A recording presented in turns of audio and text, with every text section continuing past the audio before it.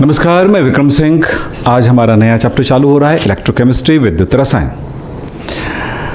शब्द पे लिखा है विद्युत रसायन, दो शब्द लिखा है, एक है इलेक्ट्रिसिटी और दूसरा है रसायन। रसायन मतलब पदार्थ और इलेक्ट्रिसिटी मतलब एक फिजिकल एनर्जी। ऊर्जा और रसायन के बीच में क्या संबंध है, इसका हम अध्ययन करेंगे। मतलब क्या रासायनिक अभिक्रिया से बिजली बना सकते हैं? क्या बिजली से रासायनिक अभिक्रिया करा सकते हैं? इसका उदाहरण बहुत है आपकी ज़िंदगी में। पहला एग्जाम्पल आप देखें, आपके घर में जो घड़ियों में जो बैटरी लगती है, सेल लगती है, रिमोट कंट्रोल में लगता है, उसके बारे में तो जानते हो, बचपने से खेल रहे हो। उसके अंदर कुछ रहता है, वो क्या केमिकल्स है। कोई मशीन घूमने वाला तो रहता नहीं कि वो इलेक्ट्रिसिटी बना रहा है, उसके अंदर कुछ केमिकल्स रहते हैं। और वो क्या होते मैं पढ़ाऊँगा इस साल, इसी चैप्टर में पढ़ाऊँगा। वो रिएक्शन करते रहते हैं। जब सारे पदार्थ रिएक्शन कर जाते हैं तो फिर फाइनली वो आपको वो काम करना बंद कर जाते हैं। तो जब तक रिएक्शन होते रहते हैं तब तक एनर्जी मिलती रहती है, इलेक्ट्रिसिटी मिलती रहती है। एक काम हो गया।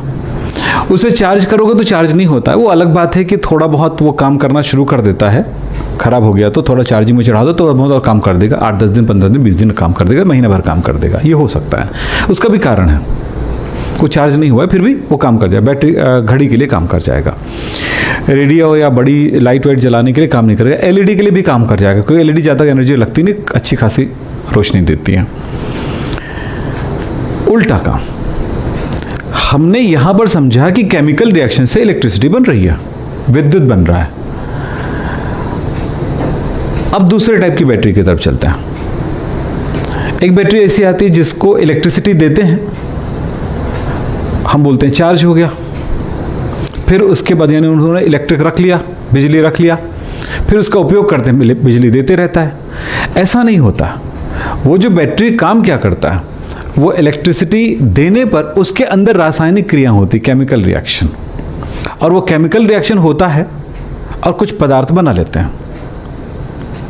उसी के अंदर, उस पैकेट के अंदर ही रहता है, एक सेल जैसा बना लेते हैं हम लोग, हमारे उपयोग के अनुसार उसका पैकेट बना लेते हैं। तो वो जो पैकेट है यानी कि वो सेल है, उसके अंदर एक केमिकल है, वो अब उसका उपयोग करेंगे, वो इलेक्ट्रिसिटी जनरेट करने लग जाता है।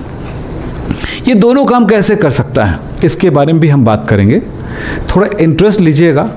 बात समझ में आती है नहीं आती, इस पे जाने की जगह पे आप बातों को समझने की कोशिश करिएगा, ठीक है। तो हमने क्या देखा, पहला सेल जो चार्ज नहीं होता है, वो सिर्फ क्या करता है, रिएक्शन होता है और बिजली देती है, और एक समय तक रिएक्शन खत्म हुआ और ऐसा केमिकल बन जाता है जो जिस पर विद्युत धारा प्रवाहित कर दें उसी सेल पे, तो वो वापस उसी पदार्थ को नहीं बना सकता है। लेकिन जो चार्जेबल सेल रहता है उसमें ऐसा होता है कि ऐसा पदार्थ डला रहता है कि वो बिजली तो देगी, लेकिन जब इलेक्ट्रिसिटी रिएक्शन कंप्लीट हो जाता है तो इलेक्ट्रिसिटी देना बंद हो जाता है। लेकिन जब उसको इलेक्ट्रिसिटी देते हैं यानी कि उसको चार्ज करते हैं, तो वो वापस वही पदार्थ बना लेता है जिससे वो इलेक्ट्रिसिटी जनरेट कर सकता है। तो ऐसे को कहते हैं द्वितीयक सेल। एक प्राथमिक सेल हुआ, एक द्वितीयक सेल हुआ, एक प्राइमरी सेल हुआ, एक सेकेंडरी सेल हुआ। चार्ज नहीं किया जा सकता प्राइमरी सेल, चार्ज किया जा सकता है सेकेंडरी सेल। बात तो समझ में आ गई होगी। अब हमारे क्लास में आज होने वाला है कि इलेक्ट्रोकेमिस्ट्री का मतलब समझ में आ गया। अब रिएक्शन हुआ, पदार्थ बना, रिएक्शन हुआ, और वो मतलब जब विद्युत धारा प्रवाहित करेंगे तो रिएक्शन होगा, या रिएक्शन करेंगे तो विद्युत धारा प्राप्त होगा। इसी बात का अध्ययन करेंगे। तो रसायन विज्ञान की वह शाखा जिसके अंतर्गत विद्युत ऊर्जा और रासायनिक अभिक्रिया के बीच के अंतर संबंध का हम अध्ययन करेंगे। बात बड़ा आसान है। इस पे आप लोग चाहें तो जो मैं पढ़ाऊंगा उस पे आप छोटा मोटा प्रयोग करके देखिए। घर को लेबोरेटरी बना लीजिए, थोड़ा करिए तो आपका दिमाग खुलेगा। रासायनिक अभिक्रिया विद्युत ऊर्जा उत्पन्न करने के लिए प्रयुक्त की जा सकती हैं। हमको इन्फॉर्म कर रहा है, ये बता रहा है कि ऐसा कर सकते हो आप लोग। दूसरी बात कह रहा है विलोमतः यानी उल्टा, ठीक है, भी कर सकते हो। यानी विद्युत धारा प्रवाहित करके रासायनिक अभिक्रिया करा सकते हो। लिखा है विद्युत ऊर्जा का प्रयोग उन रासायनिक अभिक्रियाओं को क्रियान्वित करने के लिए किया जा सकता है जो कि स्वतः अग्रसारित नहीं होती हैं। एक शब्द आता है स्वतः, स्पॉन्टेनियस। मैं इस पेन को यहां पे छोड़ देता हूं, मैं छोड़ रहा हूं, उसको जाने के लिए भी नहीं बोल रहा हूं, छोड़ दूं, क्या होगा? कुछ नहीं होगा। होगा? छोड़ दूंगा ना, यहीं पे कुछ होगा? नीचे गिरेगा। तुम खुद बोल रहे हो, मैं थोड़ी कह रहा हूं। अब तुम्हारे लिए जादू ये हो गया कि मैं इसको छोड़ दूं, यहीं अटक जाए। वाह वाह, होगा? ये कर सकता हूं, लेकिन वीडियो एडिट करके। आम जिंदगी में नहीं कर सकता हूं ये चीज, है ना? तो क्या हुआ? स्वतः हुआ ना, मैंने तो नहीं किया।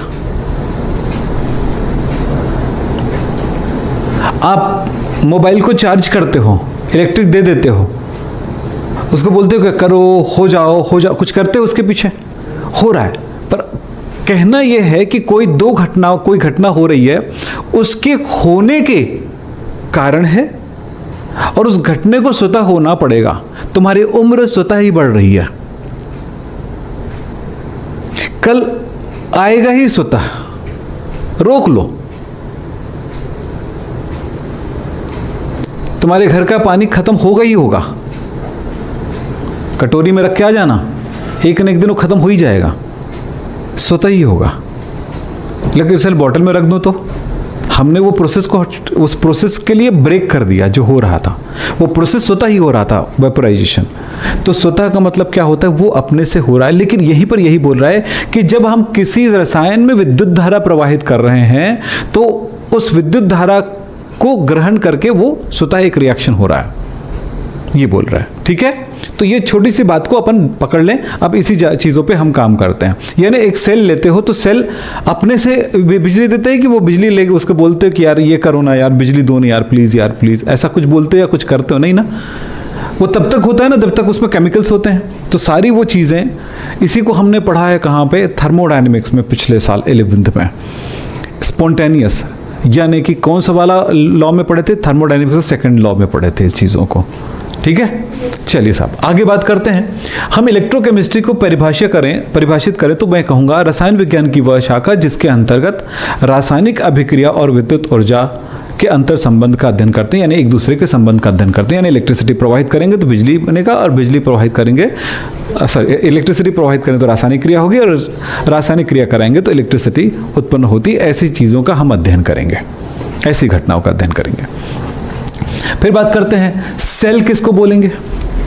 भाई जिसमें ये रिएक्शन करा रहे हो और बिजली बना रहा है, या जिस पे विद्युत धारा प्रवाहित कर रहे हो, तो ऐसा यूनिट या ऐसी इकाई या ऐसा पात्र जिस पर ये वाली घटना हो रही है। कौन सी वाली घटना?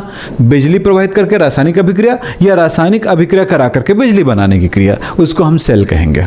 सेल ही तो कहते हो, मार्केट में जाते सेल दो। आजकल लोगों में एक ट्रेंड चढ़ गया बैटरी दो। एक्चुअली बैटरी शब्द गलत है।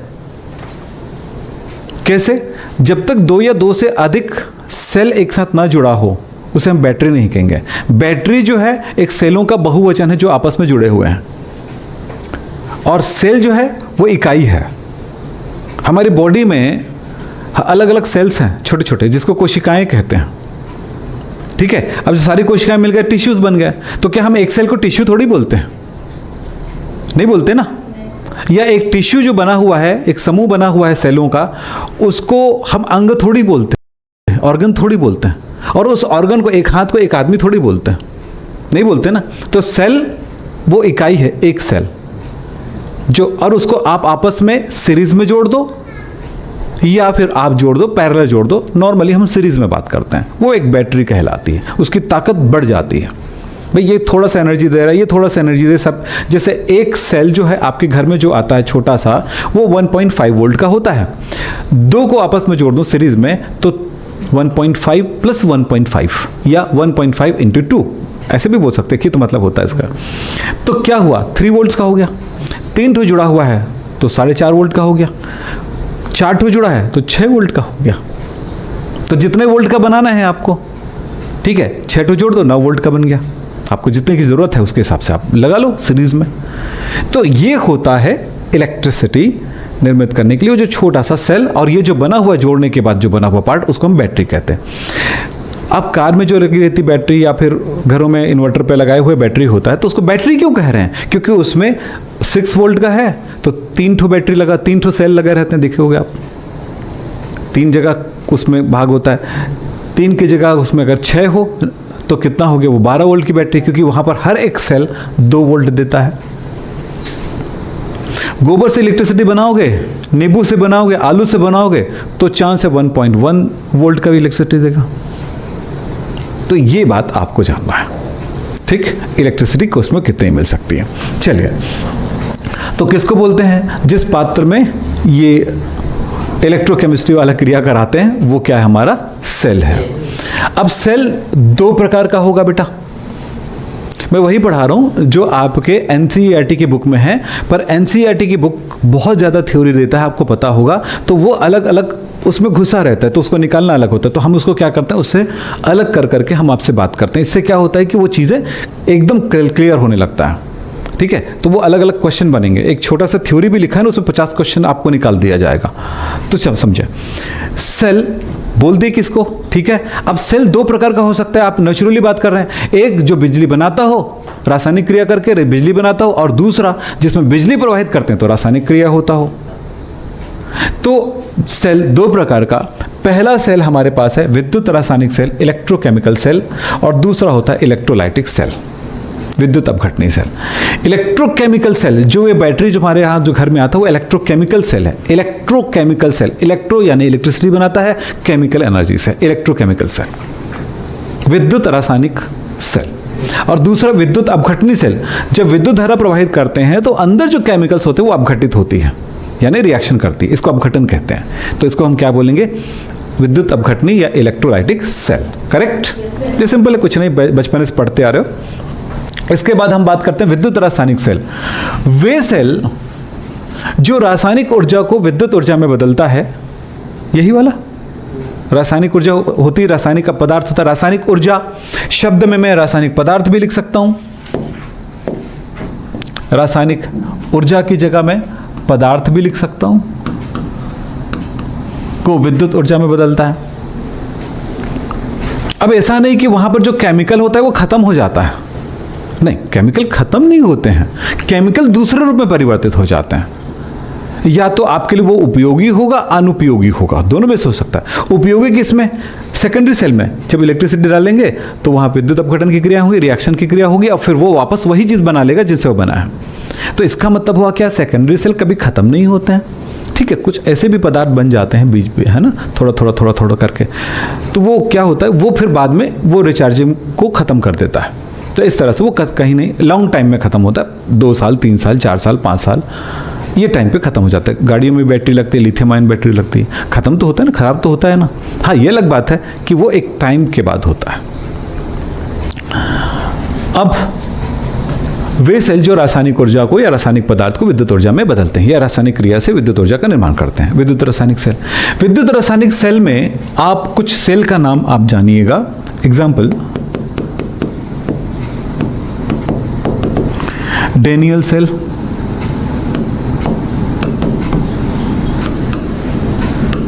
गैल्वेनिक सेल, गैल्वेनिक सेल को वोल्टाइक सेल कहते हैं, वोल्टिक सेल भी कहते हैं, वोल्टाइक लिखा जाता है, वोल्टिक सेल कहलाता है। गैल्विन ने बनाया था इस सेल को, उसने वोल्टा ने बनाया था उस सेल को, दोनों अलग अलग जगह पे काम कर रहे थे और एक ही टाइम पे 2 चीज बन गई। मैंने एक दिन कहा था, आपको याद होगा, आप जो सोचोगे ना 5 लोग और सोच रहे होते हैं, दुनिया इतनी बड़ी है। हाँ, ये अलग बात है कि कोई बाजी मार जाता है। क्यों ऐसा सोच पाते हैं पता है? आपके पास कुछ चीजें दुनिया देख रहे हो, इस दुनिया से कुछ आइडिया आता है और वही वो दुनिया देख रहा है, उसके पास भी वो आइडिया आता है। इस तरह से सब कुछ एक साथ चलता है। कुछ लोग बाजी मार जाते हैं अपने नाम पे, तो इसलिए होता है ये चीज़ें। तो चलिए, ये हो गया ड्राई सेल जो आपके घरों में आता है, आदि बहुत सारे सेल है, मैं एक आध नाम लिख दिया हूं आपके लिए, ठीक है। अब विद्युत अपघटनीय सेल का कोई एग्जांपल स्पेशली आपको दे पाना हमारे लिए बहुत मुश्किल ये होता है, क्योंकि आपका 11th की क्लास में ये चीजें कोर्स में रही, पुराने कोर्स में, नई में नहीं है। फिर हम क्या कर सकते हैं? तो इसलिए वो नेल्सन सेल का क्या बोलते हैं, केल्नर कास्टनर सेल, आपका बहुत सारे और सेल हैं, वो आपके कोर्स में था, वो नहीं है। सो इसकी जगह पे मैं कुछ एग्जांपल ऐसे ही बताता हूँ सिंपल सा तरीके से, ध्यान से समझिएगा।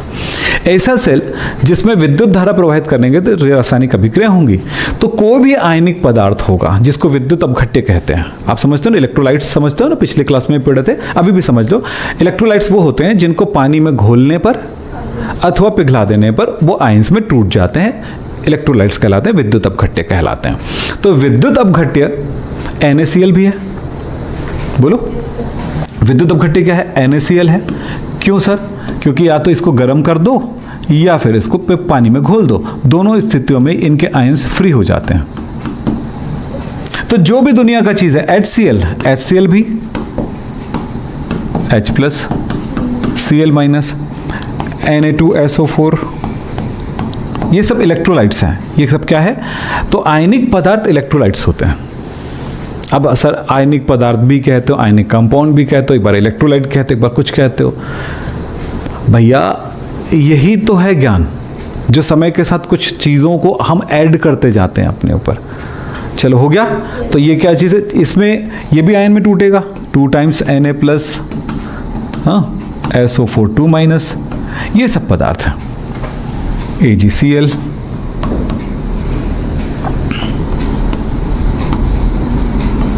Ag+, Cl-, कोई भी चीज। अब ये कोई रिएक्शन को नहीं बता रहे अभी, फिलहाल आप समझ रहे हैं, आयंस है, इसको कहते हैं आयनन, आयनाइजेशन, आयोनाइजेशन, टूटना, आयनों में टूटना आयोनाइजेशन कहलाता है। हमने थोड़ी देर एक क्लास पहले हमने पढ़ा था, इसको हम कहते हैं वियोजन। अलग अलग पर्सपेक्टिव से हम अलग अलग तरह से बात करते हैं, ठीक है। घर में पापा जी को बाबूजी, क्या बोलते हैं, दादा, और क्या क्या नाम से हम बात कर सकते हैं ना। कुछ लोग तो सीधा नाम भी लेते हैं आजकल, बहुत ट्रेंड आया हुआ है ना। जैसे अपनी मम्मी को सुशी, ये आपने ये नहीं किया, ये भी आ गया है आजकल ट्रेंड में, ठीक है। मम्मी का नाम कुछ उसका रियल नाम ले रहे हैं, तो ऐसा भी हो जाता है। चलो ठीक है, जैसा भी बोलो, लेकिन बाहर तो ये मम्मी च बोलोगे ना सबके सामने, हाँ। ऐसा थोड़ी का सुशी ने काम कर दिया यार, तो ये सुशी कौन है बे, है ना। तो बोलेंगे मेरी मम्मी, अबे मम्मी बोलना यार, फालतू आदमी है तो, है ना, कोई भी टोक देगा, तो वो अलग बात है। तो मेन सेंस है, बाकी चीज़ें हैं। तो आयनन हुआ। अब आयनन होने के बाद अब देखिए ये क्या कर सकता है, इसमें इलेक्ट्रिसिटी प्रवाहित हो सकती है, ठीक। अब यहां पर समझना विद्युत अपघटन की प्रक्रिया का मतलब क्या होता है, जरा समझना।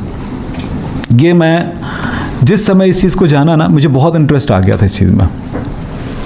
रियल में इंटरेस्ट तो सब चीज में था मेरा, पूरी साइंस मेरे इंटरेस्ट में आता है।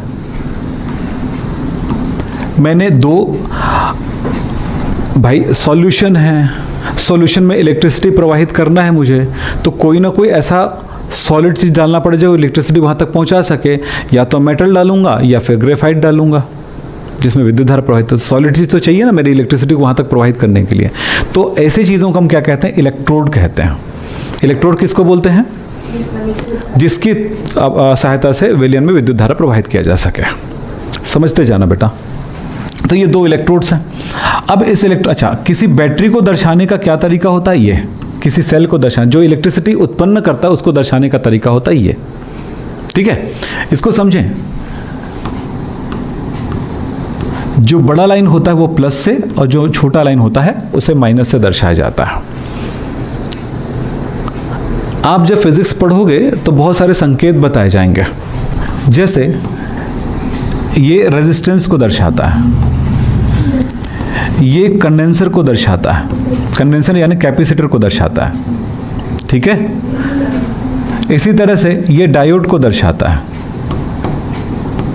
तो ये सब आप देखोगे, आगे जाके पढ़ोगे। अब वो तो मेरा काम, मैंने कहा ना फिजिक्स, कभी मन करेगा तो पढ़ाऊंगा। ये भी फिजिक्स है आपको जो पढ़ा रहा हूँ, और ये चीज़ें फिजिक्स वाले अपने दिमाग में बिठा चुके होते हैं कि ये कठिन काम होता है, वो नहीं पढ़ा सकते, खराब पढ़ाएंगे, देखना आप इलेक्ट्रोलाइसिस वगैरह को देख लीजिएगा, जबकि उसी का काम है, हमारा नहीं है। ये जो भी हम चैप्टर 1, 2 और 3 में पढ़ाते हैं आपको, वो फिजिक्स वाले का काम होता है। उसके बाद वाला जो चैप्टर होता है वो एक्चुअली केमिस्ट्री वाले का काम होता है असल में, पर हमारे हाथ में आया है तो हम करेंगे इस काम को। तो चलिए फिलहाल ये समझें, आपने यहाँ पर एक सॉल्यूशन लिया NaCl का, सॉल्यूशन बोले तो एक्वस, और एक्वस है मतलब इसमें Na+ और Cl- बन गया। तब हमें इसको अब यहाँ पर मैं ले लेता हूँ, ये सॉलिड है और इसको मैंने पानी में घोला है, तो ये एक्वस, AQ लिखने का मतलब है जल में है, जली विलयन को AQ लिखते हैं, एक्वस, एक्वस यानी एक्वा यानी पानी, एक्वस यानी पानी में घुला हुआ जलीय। यहाँ पर आप देख रहे हो, थोड़ा सा इस पिक्चर को मैं थोड़ा बड़ा बना देता हूँ ताकि और भी दूर तक दिखाई दे।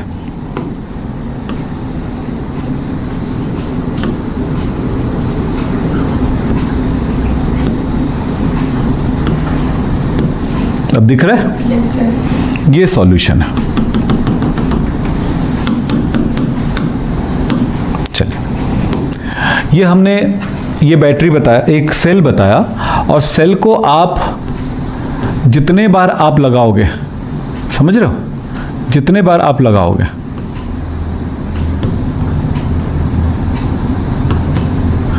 एक सेल हो गया, दूसरा सेल हो गया, तीसरा सेल हो गया, चौथा सेल हो गया, तो हम ज़्यादा जैसा दिखाते हैं इसका मतलब है ज़्यादा पावर की इलेक्ट्रिसिटी डाल रहे हैं, ये दिखा रहे हैं, यानी एक बैटरी लगा रहे बोले, ठीक है। तो ऐसा आपको मिलेगा, सीरीज में लगा हुआ है।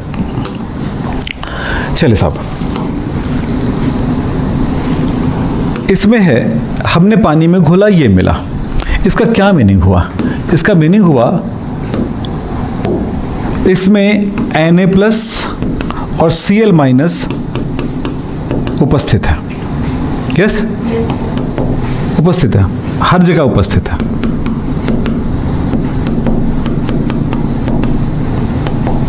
अभी एक दो जगह मत सोचना, जहां जहां पे आपको दिख जाए, ठीक है। पूरे उस सॉल्यूशन में Na+ और Cl- उपस्थित है, बस पानी में है, सब घूम रहे हैं अपने आसपास अपने दोस्तों के साथ। आपको पता है जितना Na+ होगा उतना ही Cl- होगा, दूसरे छोड़ेंगे नहीं कभी। मान लीजिए मैंने इसमें से एक Cl बाहर निकाल लिया, तो ये पानी जो है ना पॉजिटिव हो जाएगा, ऐसा होता ही नहीं है।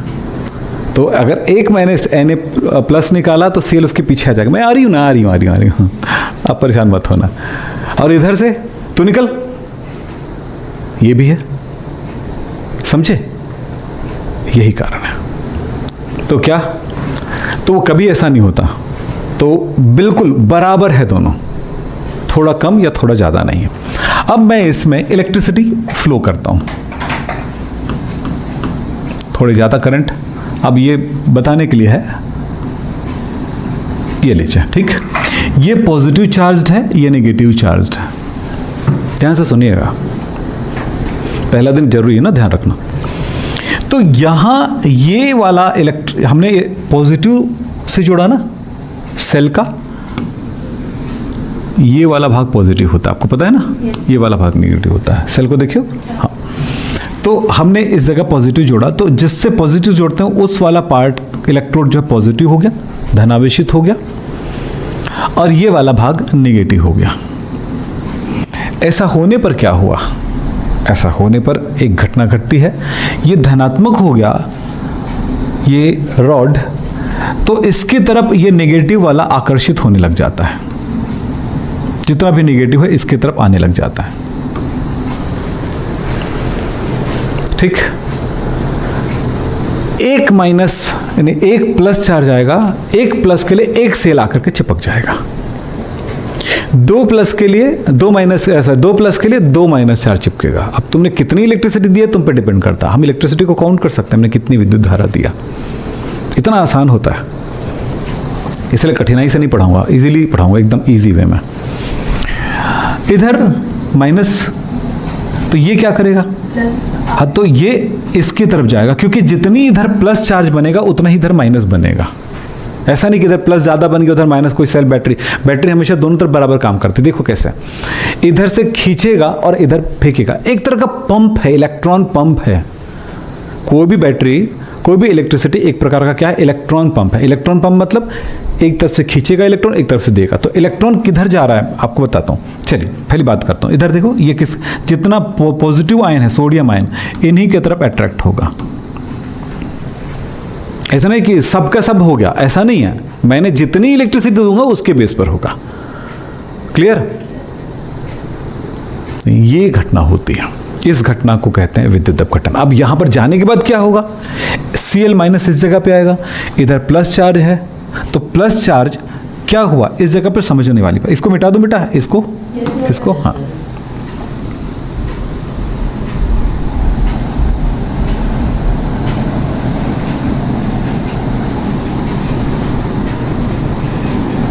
अब यहां पर देखना, जो घटना हुई उसको समझना।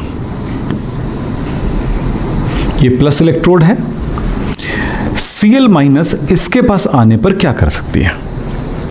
Cl माइनस के बारे में तुम तो इतना जानते हो कि Cl क्लोरीन है, ये क्लोराइड है, Cl माइनस क्लोराइड है। क्लोरीन एक परमाणु है जिसमें 17 इलेक्ट्रॉन होते हैं, एक इलेक्ट्रॉन ग्रहण करके वो 18 होकर के, यानी अंतिम कोश में 8 इलेक्ट्रॉन होकर के वो क्या हो गया, संतुष्ट हो गया, बड़ा खुश है, वाह बड़ी खुश, रियल में बहुत खुश है वो, क्योंकि वो जो चाहती थी वो उसका पूरा हो गया, हाँ उसका डिमांड पूरा हो गया। अब यहां पर ये हो रहा है कि हम एक्स्ट्रा एनर्जी डाल के उसके इलेक्ट्रॉन को देखो हम खींच रहे हैं, वापस दो वापस दो। तो ये इनके पास आने के बाद ये Cl बन करके देखो इसके पास आएगा, इसका इलेक्ट्रॉन इसमें रह जाएगा और ये वापस Cl परमाणु में परिवर्तित हो गई। यहां पर जो इलेक्ट्रॉन आया ये पॉजिटिव चार्ज वाला इलेक्ट्रोड था ना, बोलो, यहां पर जो इलेक्ट्रॉन आया ये पॉजिटिव है, तो ये इस इलेक्ट्रॉन को अब सेल की तरफ ले जाएगा। यानी सेल का काम है इलेक्ट्रॉन को प्लस की तरफ से आकर्षित करना और माइनस की तरफ से देना। माइनस क्यों है, क्योंकि इलेक्ट्रॉन निकल रहा है, काफी मात्रा में इलेक्ट्रॉन। तो सेल को जब आज के बाद देखोगे तो ऐसे देखना कि, चलिए मैं एक रिमोट का ओपन कर लेता हूं।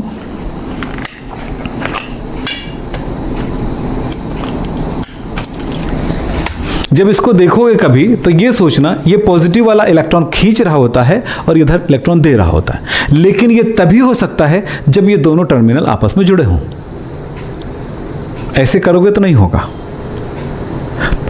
पंप है, पंप चालू कर दोगे तो भी पानी नहीं चलेगी, पानी कहां से आएगा। तो एक तरफ से पानी आना जरूरी, एक तरफ से पानी निकालना जरूरी। अगर ऐसे चले तो एक पंप है, एक तरफ से पाइप भर दो, पाइप में पानी भर दो, ऐसे लगा दो, या एक ड्रम में भर दो, लगा दो और फिर उसको जोड़ दो, पंप चालू कर दो, पानी चलता रहेगा, वो बेचारा तब तक चलता रहेगा जब तक उसको इलेक्ट्रिसिटी देते रहोगे। तो वही बात है, जब इसको जोड़ देते हो तो क्या करता है ये, अब किधर से इलेक्ट्रॉन निकला, माइनस से, किधर गया, प्लस की ओर।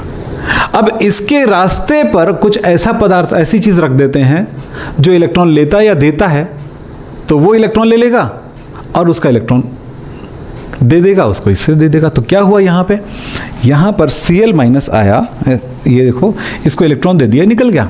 अब ये आपका बैटरी वाला पार्ट है, प्लस इसमें चला गया इलेक्ट्रॉन क्योंकि मांग रहा है, और ये नेगेटिव वाला भाग है, इसमें इलेक्ट्रॉन निकल रहा है, बोलो। अब ये इलेक्ट्रॉन निकल करके इस इलेक्ट्रोड पर जा रहा है, सोडियम Na+ इसके नजदीक जाएगा और उस इलेक्ट्रॉन को मांग लेगा, इस इलेक्ट्रॉन को ये मांग लेगा, ठीक है। और जैसे इलेक्ट्रॉन को मांगता है, बोलो क्या बन गया, Na बन गया। हाँ, तो चलिए हो गया ये। तो ये अब देखो, पहले अब ये Na है और ये Cl है, पहले जैसे था, जैसा सोडियम तत्व एलिमेंट होता है, जैसा क्लोरीन एलिमेंट होता है, वैसा ही है। अब क्या हुआ, क्लोरीन अकेला नहीं रह सकता, तो दो क्लोरीन आपस में मिलकर के Cl2 बना लेता है, ओके, और इस तरह से बुलबुले के रूप में निकलने लग जाएगा। तो यहां पर प्लस पर क्लोरीन गैस की बुलबुले निकलेंगे, ठीक। दूसरी जगह पर यहां पर ये सोडियम आया, बोलो। और सोडियम धातु है, मेटल है, और सोडियम के बारे में पता है कि सोडियम धातु एक ऐसा धातु होता है जिसको पानी में डालने पर आग लग जाता है। यही सुने हो? पानी में आग लग जाता है, सुने हो कि नहीं सुने हो? तो मुझे लगता है हर बच्चा सुना होगा, है ना। तो आग वाग कुछ नहीं लगता है, मैं कहानी बताता हूँ उसके पीछे। सोडियम धातु पानी से बहुत रिएक्टिव होता है, या आग कब लगता है वो बताऊंगा ना। तो ये जैसे इस जगह पे आएगा, बनेगा इसके आसपास, आसपास तो पानी है, पानी में घोले हो ना अपने इसको। अगर पानी में नहीं घोलते तो इस जगह पे सोडियम धातु का एक परत बन जाता। क्लोरीन गैस तो निकल जाता, लेकिन सोडियम धातु का यहाँ पे परत बन जाता। सोडियम मेटल है, धातु है, तो धातु क्या करेगा, वहीं पर आसपास बन जाएगा। किसके ऊपर? इलेक्ट्रोड के ऊपर बन गया। लेकिन अगर इसको पानी में घोले हो, देखो पानी में नहीं घोले तब की बात बताया, पिघली हुई NaCl में ऐसी घटना, एक जगह सोडियम धातु बना, एक जगह क्लोरीन, दोनों अलग हो गया। तो नमक से मैं सोडियम अलग कैसे करूं, क्लोरीन को कैसे अलग करूं, मुझे उसको बिजली देना पड़ेगा। लो भैया, तुम्हारा इलेक्ट्रॉन में खींच के मैं तुमको दे देता हूं वापस। समझ में आई? व्यवहारिक रूप से बात करो। मतलब सोडियम और क्लोरीन एक दूसरे के नजदीक आए, प्यार हुआ, मोहब्बत हुआ, आदान प्रदान हो गया, साथ में है। अलग होना है, अलग होना है, अलग होना है। कुछ तो बताओ रास्ता। बिजली डाल दूंगा, इलेक्ट्रिसिटी। तो क्या करूंगा, जैसे इलेक्ट्रिसिटी डालता हूं, इस सोडियम की ताकत से, प्लस की ताकत से, देखो सोडियम की तरफ आकर्षित हो रही है ना, इसकी ताकत से इसकी ताकत ज्यादा है, क्योंकि बिजली मैंने ज्यादा हाई पावर का डाला उसकी तुलना में, तो ये इनकी तरफ आकर्षित, उसको छोड़ दिए। चलो अपना इलेक्ट्रॉन इसको दे देना है, ये क्योंकि मांगने आया तो नेगेटिव को आकर्षित किया, उसका इलेक्ट्रॉन ले लिया, वापस ले लिया। सोडियम को प्लस है, नेगेटिव वाला इधर है, आकर्षित हो गया, है ना। क्लोरीन से बेहतर नेगेटिव है ना वो, तो उसकी तरफ आकर्षित हो गया, फिर उसको इलेक्ट्रॉन ले लिया इसने, तो सोडियम भी उदासीन हो गई है। तब सोडियम और क्लोरीन दोनों अलग हो चुका है। अब बात हुआ, सोडियम और क्लोरीन हम अलग कर लिए, देखिए, लेकिन दोनों को नजदीक लाएंगे तो फिर से वही रिएक्शन होगा। सोडियम और क्लोरीन क्या करता है, पता है आपको क्या करता है? सोडियम इलेक्ट्रॉन दान करता है, क्लोरीन इलेक्ट्रॉन ग्रहण करता है, और आपस में रिएक्शन करके NaCl बन जाता है। बात समझ में आई? ये मेरे लिए बहुत चौंकाने वाली बात थी उस समय जब मैं क्लास 6वीं में था, 5वीं या 6वीं में। बहुत बड़ी चौंकाने वाली बात थी। मैं अलग भी कर सकता हूँ, वाह, है ना। ये मेरे लिए था भाई, मैं एकदम पुलकित हो गया था इस चीज़ को सोच के। फिर जिसमें चाहे उसमें इलेक्ट्रिसिटी डाल डाल के देख कर रहा हूँ, समझे। देखते हैं, अभी बात करते हैं, ठीक हो गया। तो ये घटना यहां पर हुई, इसको कहते हैं इलेक्ट्रोलाइसिस। अब अगर इसमें पानी में घुला हुआ तो क्या होगा, ये सोडियम पानी से रिएक्शन करेगा। पानी होता है HOH। सोडियम अपना इलेक्ट्रॉन इसको दे देगा और ये बन गया NaOH और बच गया H प्लस, H अकेला बचा, तो H अकेला नहीं दे सकता, तो H2 के रूप में निकल जाएगा। तो यहां पर हाइड्रोजन गैस निकलने लगेगा। अगर वो सोडियम क्लोराइड पिघला हुआ रहता तो इस जगह पे सोडियम धातु, यहां पर क्लोरीन गैस निकल रहा है। लेकिन यदि ये पानी में घुला हुआ है तो इस जगह पे हाइड्रोजन गैस निकल रहा है और सोडियम हाइड्रोक्साइड बन रहा है। यानी अगर ये प्रक्रिया लंबे टाइम तक हम चलाएं नमक के विलयन में, तो हमें नमक और NaOH पानी में घुल जाएगा, तो हमें ये कास्टिक सोडा का विलयन प्राप्त हो जाएगा। इधर से क्लोरीन गैस मिलेगा और इधर से हमें हाइड्रोजन गैस मिलेगा। मतलब हम 3 चीज़ें प्राप्त कर सकते हैं, हाइड्रोजन गैस, क्लोरीन गैस और कास्टिक सोडा, ऐसे ही बनाते हैं। तो क्या देखे आपने, ये विद्युत अपघटन की क्रिया है। अब मैं शक्कर के विलयन में C12H22O11 के विलयन में विद्युत धारा प्रवाहित करूंगा, क्या होगा, क्या बनेगा? शक्कर को पानी में घोलोगे तो इसी का ही मॉलिक्यूल रहेगा, C12H22O11। कह लीजिए ये उदासीन एक अणु है, इसमें कोई विद्युत धारा प्रवाहित नहीं होने वाली। ये नॉन इलेक्ट्रोलाइट्स है। इलेक्ट्रोलाइट्स एंड नॉन इलेक्ट्रोलाइट्स 2 शब्द आते हैं, विद्युत अपघट्य, विद्युत अनपघट्य। जो अणुएं टूटती नहीं हैं या आयन में नहीं परिवर्तित होती हैं, वो नॉन इलेक्ट्रोलाइट्स है। इस पर कोई विद्युत अपघटन की क्रिया नहीं होने वाली, ना इससे बिजली बना सकते हो ना इसमें बिजली प्रवाहित कर सकते हो। नमक को क्रिस्टल जो होता है ठोस, उसमें इलेक्ट्रिसिटी कभी प्रवाहित नहीं होती है। क्यों सर? क्या उसमें आयंस नहीं होते? Na+Cl- नहीं होते? होते हैं, Na+ ही होते हैं, Cl- ही होते हैं, परंतु वो गतिमान नहीं रहते हैं, वो गति नहीं कर सक रही है, तो इलेक्ट्रिसिटी फ्लो नहीं हो पा रही। यहां पर इलेक्ट्रिसिटी फ्लो हो गया, बोलो फ्लो हो गया। तो ये बात समझ में आ गया आपको? तो कौन है यूरिया? यूरिया बताओ, यूरिया NH2CONH2 क्या होगा? नॉन इलेक्ट्रोलाइट्स है। तो समझना बेटा, यही सब चीज़ पहचानना होता है। चलो हो गया। अब बात करते हैं रेडॉक्स, लेकिन उसके बाद में कुछ और चीज़ें फिर मैं बात करता हूँ थोड़ा सा और। ये बात हो गया ना? हाँ, विद्युत रसायन। अच्छा, अब देखो इलेक्ट्रोकेमिकल सेल पढ़ लिया। तो इलेक्ट्रोकेमिकल सेल में जो रिएक्शन होता है उसको बोलते हैं इलेक्ट्रोकेमिकल रिएक्शन। ठीक है, विद्युत रासायनिक अभिक्रिया क्या बोलेंगे? Electrochemical reaction.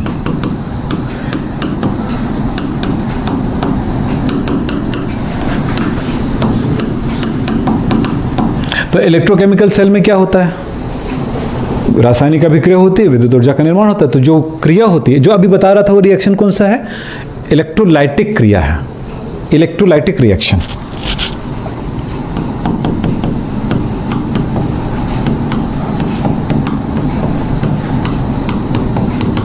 ये इलेक्ट्रोलाइटिक रिएक्शन जो मैं बता रहा था, सोडियम क्लोराइड वाला। दुनिया का वो सारी चीज़ें मैं बता दी हूँ जिसमें मतलब पॉजिटिव नेगेटिव में टूटता है, वो सब में होगा ये reaction. Copper sulphate Cu2+ SO4 इसमें भी होगा। ये सब मैं आपको सिखाने वाला हूँ, आप हड़बड़ी बस मत करना। अब यहाँ पर एक और शब्द आएगा, इलेक्ट्रोड। अब इस जगह पे इलेक्ट्रोड पढ़े थे, सेल पढ़े तो इलेक्ट्रोड भी पढ़ लेते हैं। इलेक्ट्रोड क्या है? विलयन में विद्युत धारा प्रवाहित करने या उससे विद्युत लेने के लिए जो सॉलिड मीडियम लिया जाता है उसको हम इलेक्ट्रोड कहते हैं। सीधा सा मतलब है, परिभाषित करें तो ऐसा कर सकते हैं। इलेक्ट्रोड दो प्रकार का होगा। बड़े मजेदार चीज़ों को यहाँ पे बिठाना, यहीं पे गलती करते हैं बच्चे, 99% बच्चे गलती करते हैं। वो है एनोड क्या है और कैथोड क्या है। इलेक्ट्रोड दो ही प्रकार के हो सकते हैं। इलेक्ट्रोड दो प्रकार के, 3 प्रकार का नहीं हो सकता। किसी भी सेल में 2 ही प्रकार के इलेक्ट्रोड लगे रहेंगे, चाहे वो विद्युत अपघटनी हो चाहे विद्युत रासायनिक हो। हाँ, अब यहाँ पर बताना है आपको कि एनोड क्या है, कैथोड क्या है। क्योंकि आप बचपने से सुन रहे हो तो आप कुछ तो बताओगे, कुछ तो जानोगे। एकदम ऐसा तो नहीं कि यार मैंने एनोड कभी नहीं जाना। सर एनोड होता है ना सर, किस तरह से आप जानते हो कि एनोड क्या है, बताओ। इसको किसने बताया था?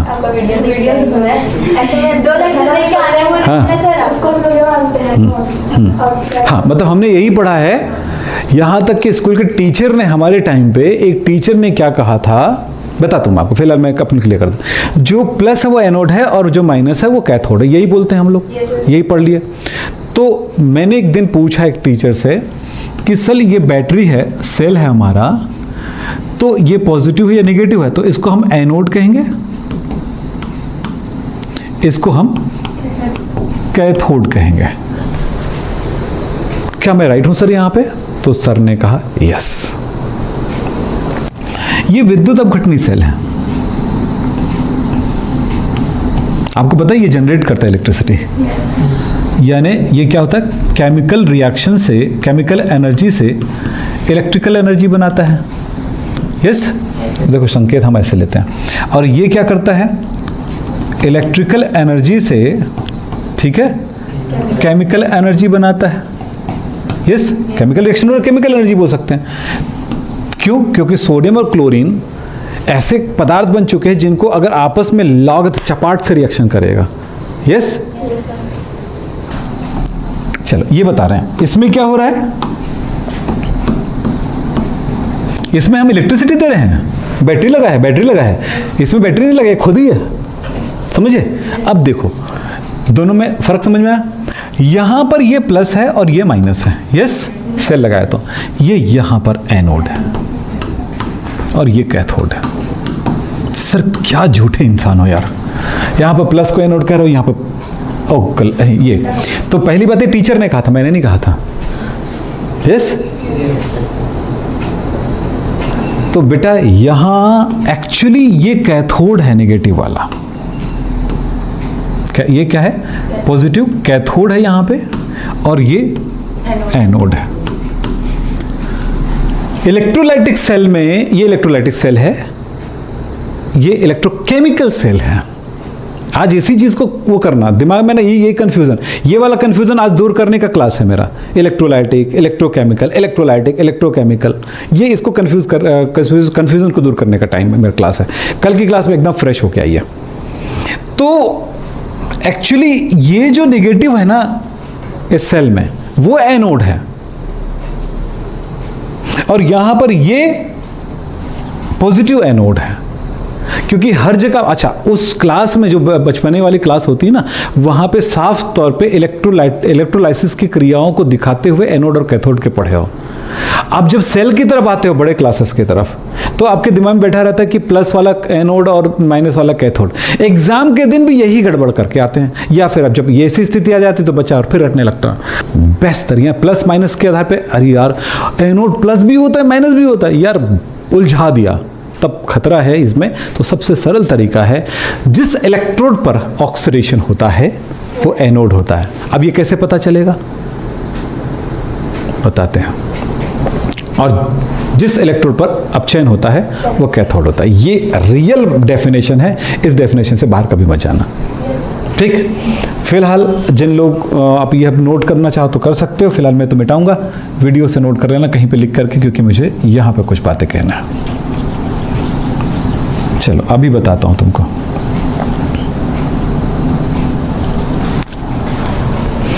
तो दो इलेक्ट्रोड्स होते हैं, अरे हाँ ये दो प्रकार के होते हैं, एक एनोड और एक कैथोड। तो एनोड क्या होता है, जिस पर ऑक्सीडेशन होता है, और कैथोड क्या होता है, जिस पर अपचयन होता है। ऑक्सीडेशन का मतलब क्या होता है बेटा, ऑक्सीडेशन का मतलब होता है, मान लो कोई परमाणु है, उसके ऑक्सीडेशन नंबर में वृद्धि हो गई, प्लस में वृद्धि हो गई, यस, एन टाइम इलेक्ट्रॉन निकल गया, यस। इलेक्ट्रॉन निकलना ऑक्सीडेशन कहलाता है, या धन आवेश में वृद्धि ऑक्सीडेशन कहलाता है। जैसे Fe है, Fe2+ बन गया, 2 इलेक्ट्रॉन निकल गया, या Fe2+ है, 1 इलेक्ट्रॉन निकल गया, Fe3+ हो गया। ये प्रोसेस कहलाता है ऑक्सीडेशन, है ना। तो ये ऑक्सीडेशन है, ये भी तो ऑक्सीडेशन है। Cl माइनस से इलेक्ट्रॉन निकल गया, Cl बन गया, ये भी तो ऑक्सीडेशन है, बोलो। और आपने देखा था अभी इलेक्ट्रोलाइसिस में, मैंने इलेक्ट्रोलाइसिस बनाया है यहाँ पे, ये इलेक्ट्रोलाइसिस में आप देख रहे हो, ये इलेक्ट्रोलाइसिस है। यहाँ पर क्या देखो, Cl माइनस Cl बना रहे हैं, मतलब यहाँ पर रिएक्शन क्या हुआ, Cl माइनस से बना इलेक्ट्रॉन निकला, जो कि इस इलेक्ट्रोड पर घुस गया, ये इलेक्ट्रॉन इसके अंदर चला आया, यस आया ना, ये इलेक्ट्रॉन इसके अंदर चला आया और ये Cl बन गया। तो कौन सी प्रोसेस हुई, ऑक्सीडेशन, इसीलिए यहाँ पर ये एनोड है। कल की क्लास में बताऊंगा इलेक्ट्रोकेमिकल में, यानी कि आपको गैल्वेनिक सेल, डेनियल सेल जब बताऊंगा ना, उस टाइम पे आपको समझ में आ जाएगा कि नेगेटिव कैसे एनोड है उसका। आज नहीं बता पाऊंगा क्योंकि ये वाला काम मेरे लिए जरूरी था। यहाँ पर अब क्या हो रहा है देखो, तो इस जगह पर Na+ था, इलेक्ट्रॉन लिया, Na बन गया, ऑक्सीडेशन नंबर कम हुआ, प्लस से 0 कर चला गया, या यूं कह सकते हैं इलेक्ट्रॉन ग्रहण किया, अपचयन हुआ, तो ये ऑक्सीकरण है।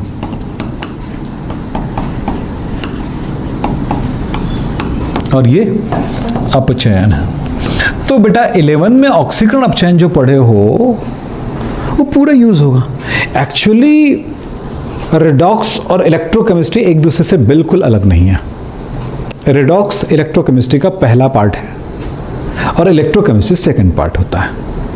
तो इलेक्ट्रोकेमिस्ट्री रेडॉक्स बिना पढ़े या बिना रिमाइंड करें कभी भी आप इलेक्ट्रोकेमिस्ट्री पढ़ने लगोगे ना, आपका दिमाग फिर कंफ्यूज होगा।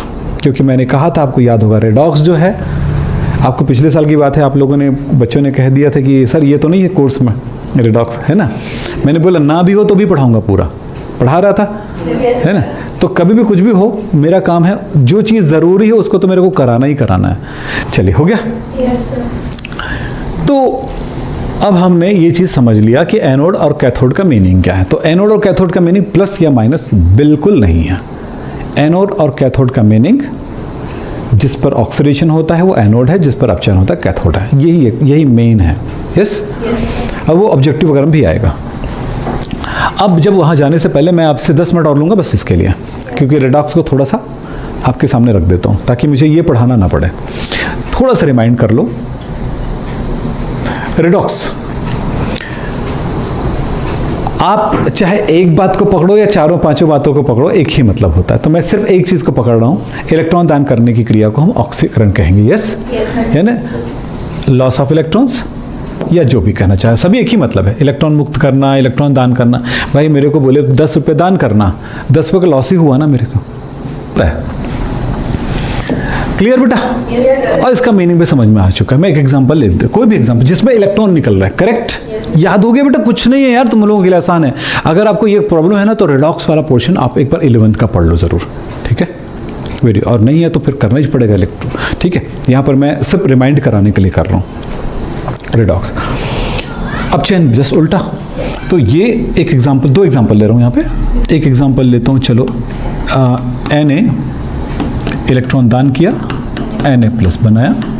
अभी कह रहा था मैं Cl- इलेक्ट्रॉन दान किया, Cl बनाया। यस, ये एक एग्जांपल, इलेक्ट्रॉन दान की क्रिया हो रही है।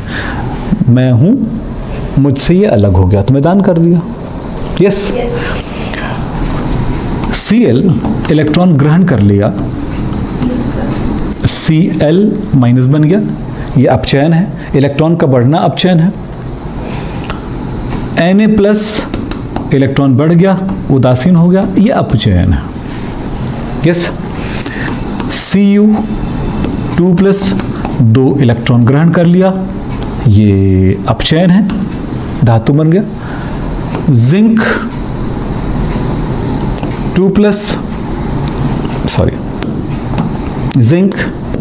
2 इलेक्ट्रॉन दान कर दिया, Zn2+ बन गया, ऑक्सीकरण है।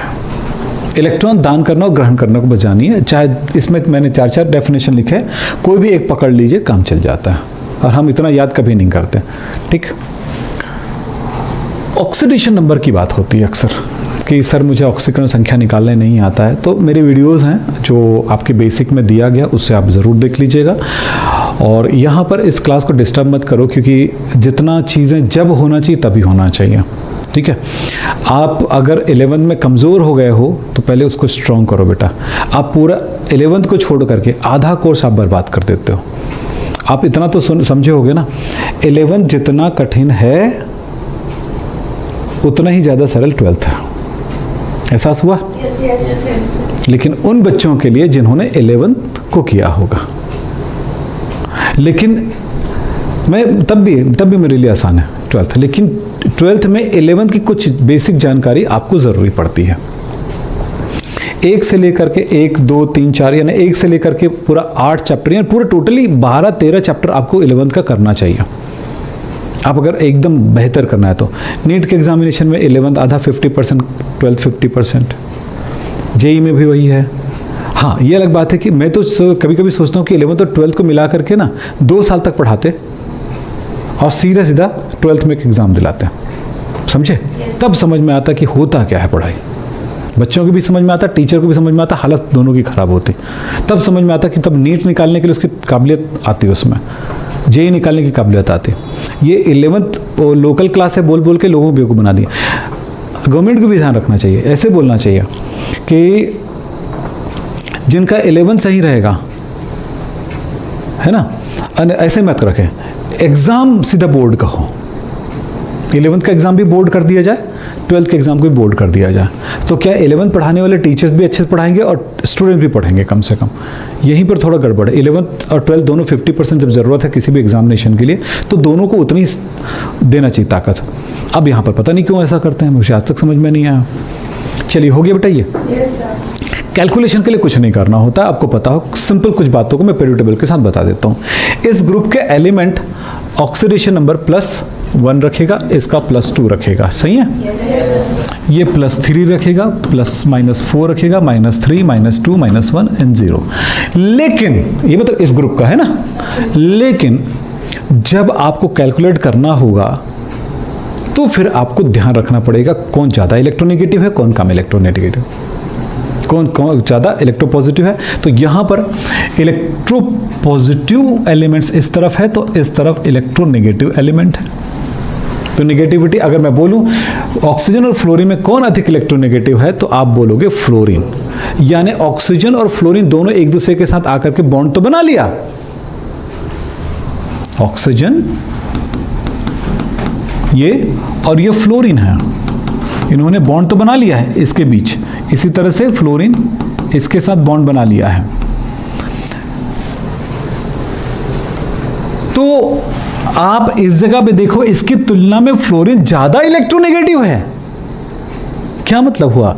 इसके बंद वाले इलेक्ट्रॉन जो होते हैं ना, ऑक्सीजन और फ्लोरीन दोनों ने साझे किया, साझेदारी की है, लेकिन अधिक इलेक्ट्रोनेगेटिव मतलब वो खुद ज्यादा ऋणात्मक होना चाहता है। यानी कि वो अपने इलेक्ट्रॉन युग्म को, उस पेयर को अपनी तरफ खींचने की कोशिश कर रहा है। कौन? दोनों इलेक्ट्रोनेगेटिव है, पर ज्यादा कौन है? दो आदमी शक्तिशाली। मैं कम ताकत वाला आदमी हूं, मेरा ज्यादा दुनिया में ओहदा नहीं है, लोग मुझे समझते हैं कमजोर आदमी, मैं भी हूं अपने आप में, है ना। लेकिन एक रईस आदमी के साथ मैंने सोचा चलो भाई हम दोनों मिलकर के दुकान खोल लेते हैं।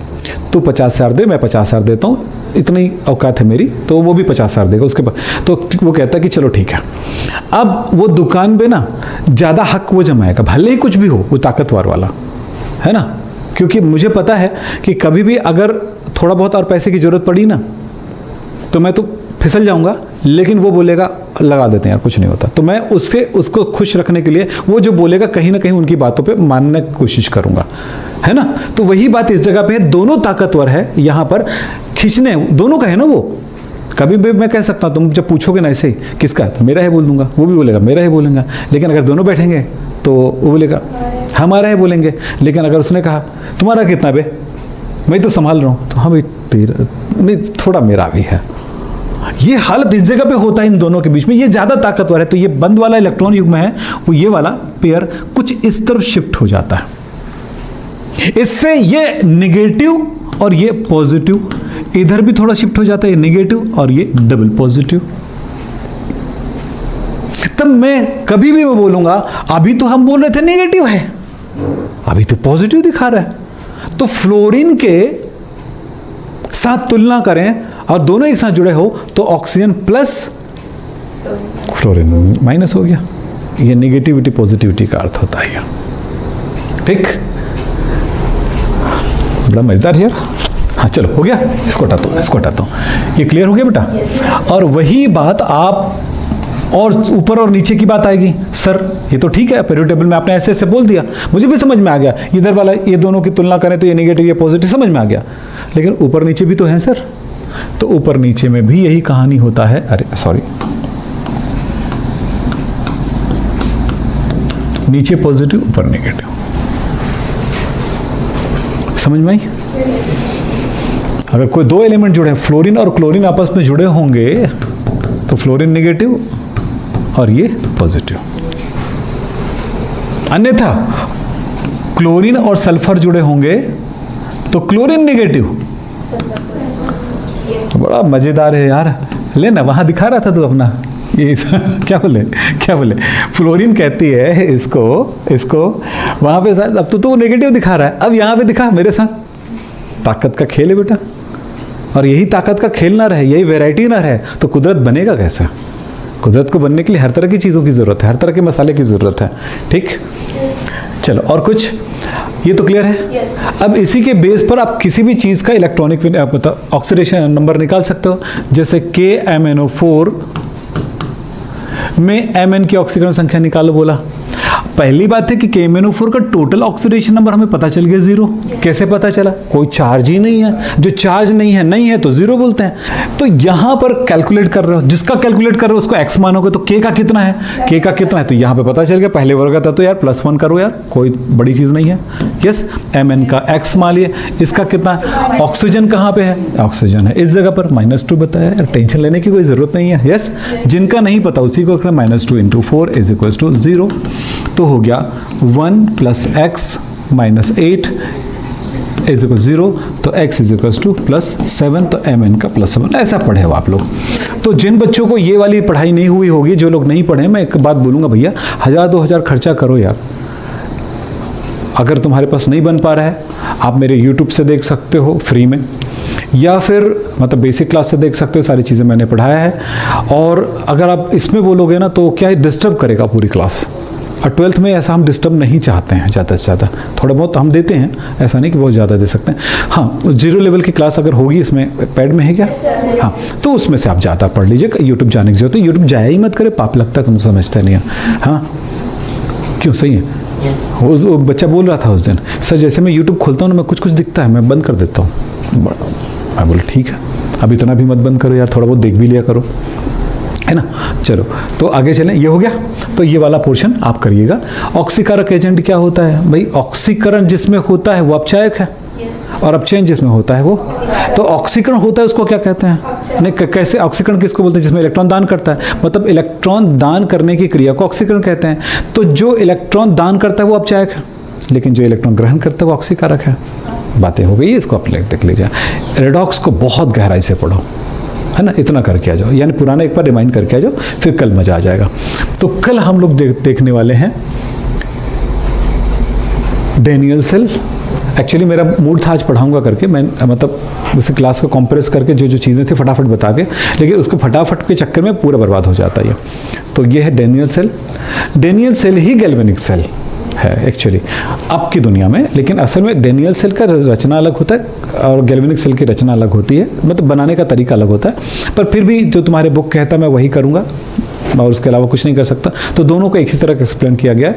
और इसमें एक बड़ी मजेदार ये है कि कोई सेल इलेक्ट्रिसिटी ग्रहण का मतलब उत्पन्न कर रहा है, तो अगर हम उसमें विद्युत धारा प्रवाहित करते हैं या नहीं करते हैं, या ज़्यादा प्रभावित करते हैं, ऐसी कंडीशन में वो क्या करेगा, इसके बारे में भी आपके एनसीईआरटी ने बताया है। तो वो चीज़ें मैं ज़रूर बताऊंगा। तो ये वाला पोर्शन आप एक बार पढ़ के आएंगे यहाँ तक का, ठीक है। इसके बाद मैं गैल्वेनिक सेल पढ़ाऊंगा, उसकी रचना बताऊंगा, और एग्जाम में यही आएगा।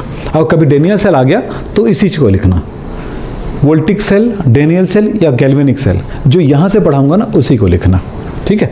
तो ये एक बार देख के आ जाओ, और ये नोट्स है अवेलेबल आपके पास, तो मैं आपको दे दूंगा, ठीक है। ये गैल्वेनिक सेल है, देख लो, फिर कल अपन करेंगे इसको, देखेंगे, फिर चले जाना। बस ये लास्ट पॉइंट चालू हो ना भाई, कैसे होते हो यार चालू।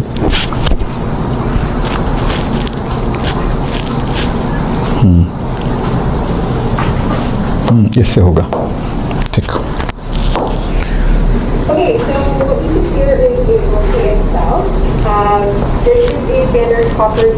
यहाँ पर देखो, ये एक बीकर है, उसमें जिंक सल्फेट का सॉल्यूशन मैंने घोला है। यहाँ पर कॉपर सल्फेट का विलयन मैंने घोला है। यहाँ पर जिंक सल्फेट मैंने जिंक का रॉड डाला है या प्लेट डाल दिया है, यहाँ पर कॉपर का प्लेट डाल दिया है, ठीक।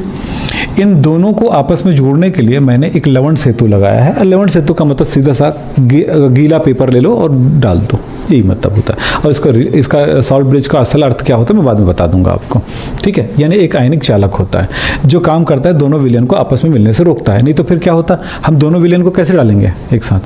तो इसलिए दो अलग अलग पात्र करें और दोनों को आपस में जोड़ लेते हैं, जोड़ने का काम कर रहे हैं दो अर्ध सेलों को। फिर देखेंगे कि यहाँ पर नेगेटिव चार्ज उत्पन्न होता है, यहाँ पर पॉजिटिव चार्ज होता है, और ये वैल्यू जो होती है 1.1 वोल्ट के आसपास होता है। लो अब देख लो।